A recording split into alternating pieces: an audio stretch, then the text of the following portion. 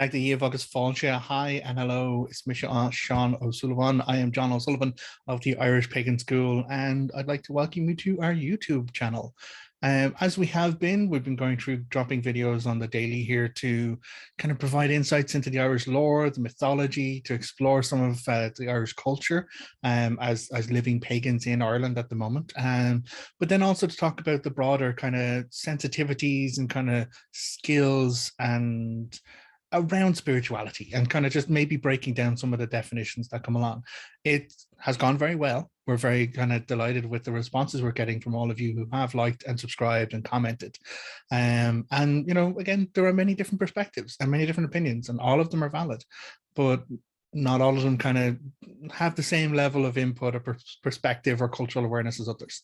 And so, you know, sometimes we do come across comments on the YouTube which are not, well, rather unsavory. We're like, you know, we at the school have a stance that Irish is an ethnicity. It is a broader kind of cultural collective that is fed by the land itself, by the knowledge and the wisdom and the culture that comes up. But you don't have to have, you know, ancestral genetic DNA. Your DNA, your blood type doesn't make you Irish, you know. It's engaging in the culture, the living like existence of Ireland that makes you Irish, which of course, you know, puts targets on our back for certain individuals who feel that who feel threatened, I suppose, who feel threatened by exterior influences, which I always find a little bit crazy, because in essence, the story, as I covered in the last video I did, mythology and folklore, the mythology of Ireland, the oldest kind of stories we have that mention Ireland, talk about emigration and immigration. It's called the Gabála Éireann. It's the book of the taking of Ireland, or the book of invasions, and it is multiple different tribes coming into Ireland, growing in Ireland, their descendants leaving from Ireland, growing up as like different tribes out there, and then coming back to their ancestral homeland to try and find their place in the landscape. And that has always been the culture of Ireland through our mythology, then down through our history. We move into the medieval period with, like, you know, the Viking invasions, then the Christian, like, you know, colonization, maybe invasion, like the Normans. When the Normans kind of came, initially there was a lot of interaction and intermingling of the Irish culture into these other cultures. It's only in later years that there was a specific eradication. You could take, you know, well, you know, Oliver Cromwell being like the most horrific thing that ever happened to Ireland. But I suppose that's a talk for a history kind of chat, because that wasn't the purpose of this video today. I'm answering a question. I'm answering a question that we get asked a heck of a lot, and unfortunately there's not a lot of information on it. And that question is, who is Anya? Yeah, the goddess Anya is mentioned in the Dinhenicus. So I talked in a previous video about these kind of collected bodies of works. So all the information that we have comes from these monastic kind of tomes where they're keeping their records and their tides and everything else. And then in between, they're recording the history of the monastery themselves, but also in the oral history of the people around them. And that's where we get all of this kind of content. Now, the Laoire Gabála isn't one book. It is one story or saga that we have copies of or versions of in multiple different books. But that's not the extent of the content. That there is so much other content out there. One of the other big kind of chunky kind of lore texts that I absolutely love going into, they're known as the Dinhenicus. Now that is spelled Dindschencas, but it's pronounced Dinhenicus. Now there is the metrical Dinhenicus, the Ren Dinhenicus, but then there's also another section known as the Banhenicus, which is the lore of women.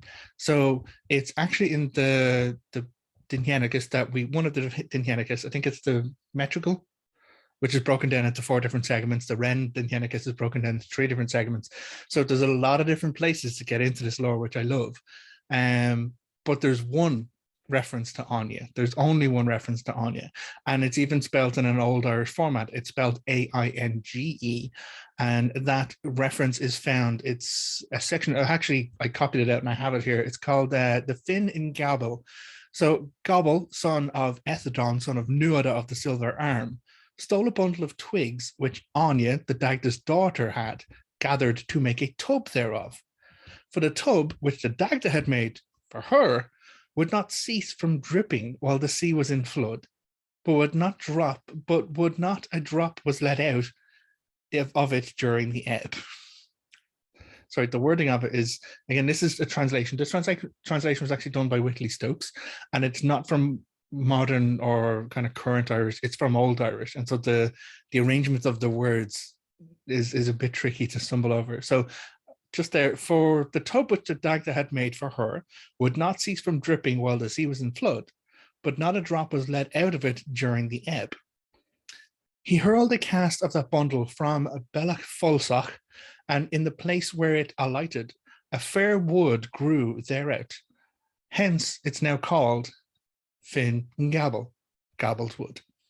So these Dinhenicus tales are, a lot of them are these small snippets of lore, but it's those kind of the lore of place names. It's the lore of, why do we call Gobble's Wood?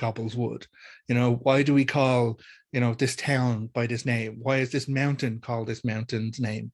And that is a big, big part of all of the lore. And this is why, again, the mythology is so real to us in our landscape, because it still bears the name. So that is the only reference that we have to Anya, and it's Anya, daughter of the Dagda. Now, there are other Anyas, but there's no other goddess-affiliated Anyas. Now, things do get blurry because some people think that Anya might be just another way of saying Anu, but Anu is an entirely different circumstance, and Anu could also be Danu, but Danu could also be Anand, which could also be Danand. And so there's all of these linguistically similar names, but they're not the same individual. And so, again, there is no lore on Anu or even Danu. The only information we have is that the tribe was called the Tuatha De Danann, the tribe of the goddess Dana or Danu. And so it's a linguistical exploration, really, where they've taken the Danann from Tuatha De Danann and trying to break down that linguistically. They come back to, it's the tribe Tuatha De, which is of, and then Danann, which then is this Danu. And because of the end structure, the Anan, that's how they've been able to break, because the word tribe kind of changes, the word Tuatha changes the following words. There's a whole kind of linguistic kind of stuff, which I'm not an expert in. I really wish I was, because then I would be, translating these ancient texts as well. But that is kind of where things come from. Like, there is no mention of Lear. In fact, Monaghan MacLear, one of the other non-Tuatha De Danann deities, in fact, but a deity who's very much recognized in all of the Irish lore and around because of his influences. He's Monaghan MacLear, which is son of Lear, Lear being the sea. And so do we have this reference to this name of a god that is the sea, but we don't have any stories about Lear, in the same way we don't have any stories about Danu or Anu. So it's a short video, I guess. That is the extent of the lore that we have on Anya, but a lot of people do feel connections or experience things and they want to kind of explore more. I wish I had more. As I've said before, there is vast amount of the texts which are not translated. So there's lots of stuff, I think. I hesitate to put kind of my guess of percentages on there, but it's more than 50% of the stuff that we have is not translated, and it is being digitized and archived as best we can. But the problem is, it is old Irish. It's not even current Irish. So it takes a very specific linguistic skill to kind of get through that. And people like Isolde Carmody and Morgan Daimler are absolutely valuable and amazing kind of people for their skill in translation work. And I would definitely recommend. You'll find Morgan Daimler in YouTube, but also in their blog, Living Liminally. You can find Isolde Carmody with her partner in work on story archaeology, whose name has gone out of my mind. Chris Thompson. Yes, Chris Thompson and Isolde Carmody run Story Archaeology, which is an amazing podcast, which is breaking down all of these old stories and then trying to navigate their way through it from a cultural perspective, which is really, really awesome. So again, I would highly recommend both of those individuals. And that is what we have on Anya. So thank you very much for being here. Greatly appreciate you kind of connecting with us over here in YouTube. And those of you who are students in the school, or if you're thinking about being a student in the school, if you've enjoyed, stopping by the YouTube here and you're like, well, there's something there that's like, we actually have free classes in Irish Pagan School. So you can go over and kind of pick up a free class on the Dagda, done by myself. There's free classes on Irish spirituality, done by my partner, Laura O'Brien. And those are kind of just ways of getting insights into how things kind of move forward for both of us as teachers and as Irish and as pagans. I'm rambling now. And I thought I was going to be short.